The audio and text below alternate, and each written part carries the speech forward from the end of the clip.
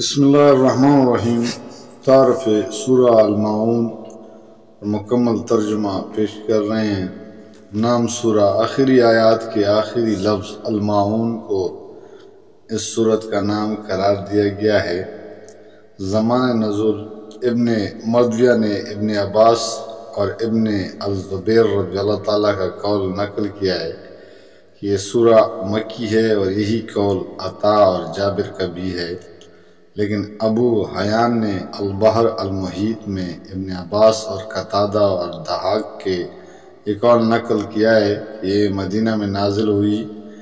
اس صورت کے اندر ایک داخلی شہادت ایسی موجود ہے جو اس کے مدنی ہونے پر دلالت کرتی ہے، اور وہ یہ ہے کہ اس میں ان نماز پڑھنے والوں کو تباہی کی وعید سنائی گئی ہے جو اپنی نمازوں سے غفلت برتتے اور دکھاوے کے لیے نماز پڑھتے ہیں۔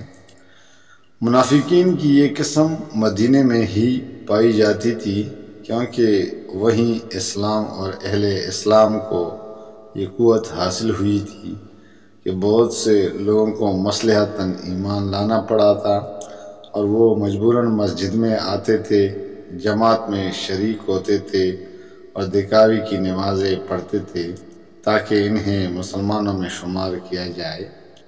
اس کے برعکس مکہ میں ایسے حالات سرے سے موجود ہی نہ تھے کہ وہاں کسی کو دکھاوے کی نماز پڑھنا پڑتی۔ وہاں تو اہل ایمان کے لیے نماز باجماعت کا اہتمام بھی مشکل تھا، ان کو چھپ چھپ کر نماز پڑھنی پڑتی تھی، اور کوئی اعلانیہ پڑھتا تو جان پر کھیل کر پڑھتا تھا۔ منافقین کی جو قسم وہاں پائی جاتی تھی وہ ریاکارانہ ایمان لانے اور دکھاوے کی نمازیں پڑھنے والوں کی نہیں، بلکہ ان لوگوں کی تھی جو رسول اللہ صلی اللہ علیہ وسلم کے برسر حق ہونے کو جان اور مان گئے تھے، مگر ان میں سے کوئی اپنی ریاست اور جہت و مشیت کے برقرار رکھنے کی خاطر اسلام قبول کرنے سے گریز کر رہا تھا، اور کوئی یہ خطرہ مول لینے کے لیے تیار نہ تھا کہ مسلمان ہو کر ان مصائب میں مبتلا ہو جائے جن میں وہ ایمان لانے والوں کو اپنی آنکھوں کے سامنے مبتلا ہوتے دیکھ رہا تھا۔ مکی دور کے منافقین کی یہ حالت سورہ عنکبوت آیت نمبر 10 سے 11 میں بیان کی گئی ہے۔ موضوع اور مضمون: اس کا موضوع یہ بتانا ہے کہ آخرت پر ایمان نہ لانا انسان کے اندر کس قسم کے اخلاق پیدا کرتا ہے۔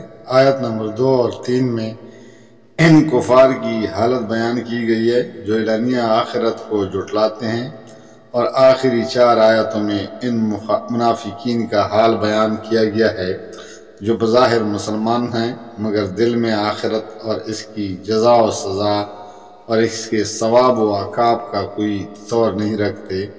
مجموعی طور پر دونوں قسم کے گروہوں کے طرز عمل کو بیان کرنے سے مقصود یہ حقیقت لوگوں کے ذہن نشین کرنا ہے کہ انسان کے اندر ایک مضبوط اور مستحکم پاکیزہ کردار عقیدہ آخرت کے بغیر پیدا نہیں ہو سکتا ہے۔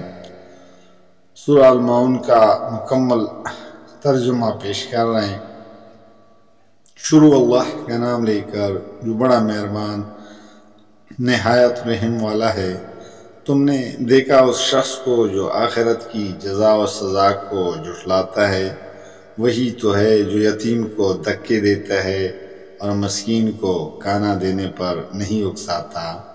پھر تباہی ہے ان نماز پڑھنے والوں کے لیے جو اپنی نماز سے غفلت برتتے ہیں، جو ریاکاری کرتے ہیں اور معمولی ضرورت کی چیزیں لوگوں کو دینے سے گریز کرتے ہیں۔